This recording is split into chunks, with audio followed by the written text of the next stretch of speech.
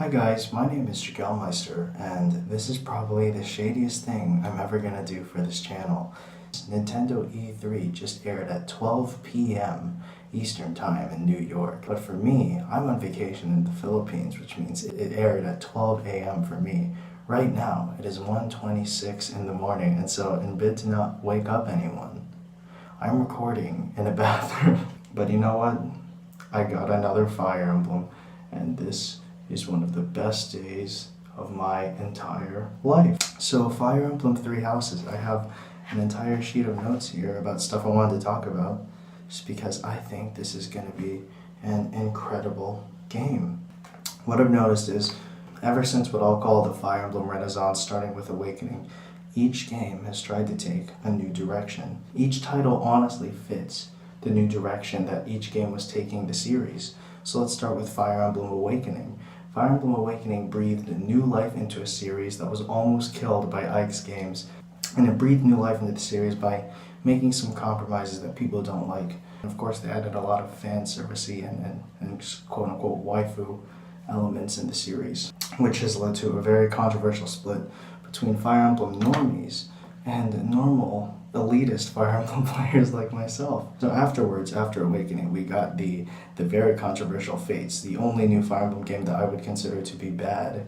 And that's just a game that I can't really stomach. It took the direction that Awakening went and went all the way with it. And it tried to appease Fire Emblem elitists, but in the wrong way with Conquest and giving you really cheap challenge. And the worst part is, like, the characters, in my opinion, are really, really bad in Fates, and I haven't even finished it.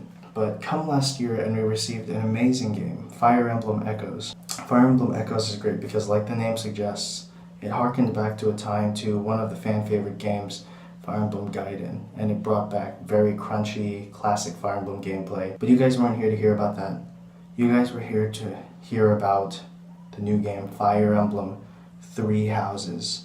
And from what I can tell, it looks like it's going to be synergizing all of those directions all in one. In one sense, it looks like it's bringing together the new progressive direction that games like Awakening and Fates took, but it also looks like it has certain elements that appease fans of Echoes. In particular, the old game it harkens back to for me is Radiant Dawn, because it has a very dark, realistic aesthetic. As you can see in the map, it didn't use sprites, it used full-blown models like Ike's games. And it also had great scoping battles and, a very serious theme about a goddess. So it kind of reminds me of Radiant Dawn.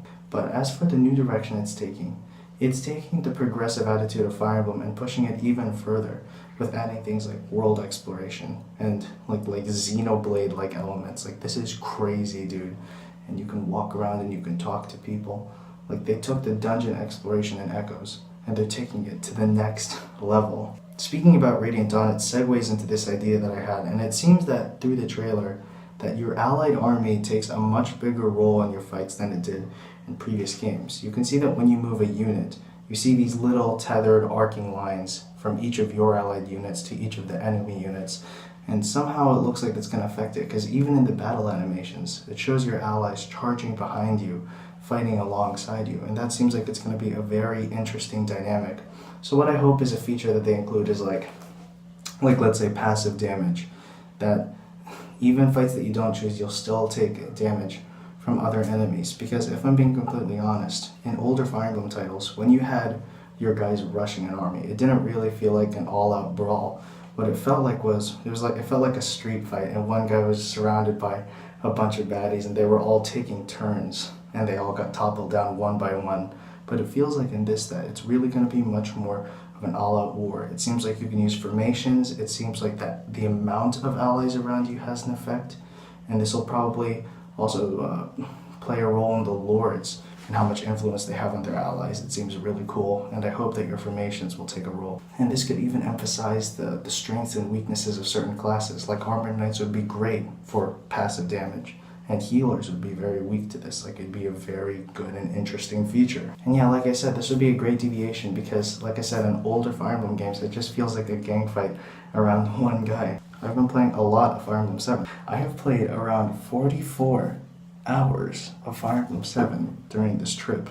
And I don't know, I'm very well acquainted with the older Fire Emblem games, and I feel like this this new dynamic featuring your armies will be a very interesting effect. Another thing, like just the trailer, it was so beautiful. Like I was literally tearing up watching it. It was a dream come true. The music was beautiful, even though it was just like one song. As for the game featuring a new world, I'm really glad because it's a breath of fresh air, a new start, especially after Fates. But it also makes me kind of sad because one thing Fire Emblem games are really good at doing is developing an older world. Echoes is the best example of that. Took a bare bones guidance story and filled it with life. Radiant Dawn added complexity to a very simple one-line story in Path of Radiance. Fire Emblem 7 gave a history to Roy's game. Fire Emblem is great at building upon its own world, so I'm a little remiss that we aren't getting that, but at the same token, we're getting a Roy Fire Emblem game remake, which will be great. So yeah, I can get over that, especially because this game is looking so great. So speaking about the story, one thing that's really interesting is it seems that the main character is a girl. We haven't had a outright female main character since Radiant Dawn with Micaiah, which is very interesting. Okay, so not only is she a female main character, but she is an axe-wielding female main character, which hasn't happened before. Like, never. That's so interesting. And here's what I'm thinking.